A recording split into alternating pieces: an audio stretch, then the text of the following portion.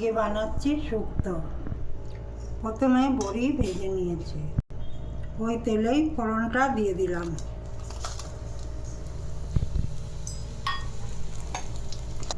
এবার একে একে ঝিঙে, কাঁচকলা, গাজর, লাল আলু, আলু, মূলো, বেগুন সব দিয়ে দিলাম।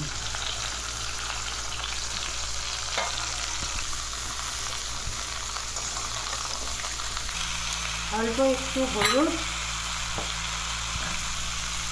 আদা বাটা আর একটা কাঁচা লঙ্কা দিয়ে আবার ভাজবো।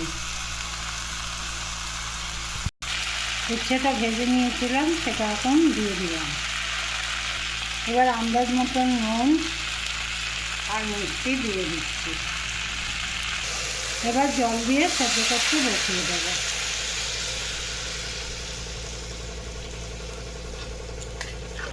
তরকারি সেদ্ধ হয়ে গেছে। 1.5 চামচে করে সর্ষে, পোস্ত আর রাঁধুনি বেটে নিয়েছি, ওটা দিয়ে দিলাম।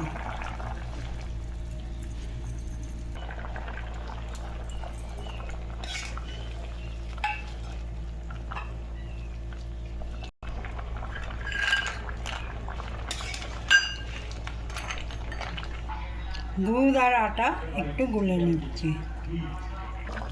নামাবার সময় এই গোলাটা দিয়ে দিচ্ছি।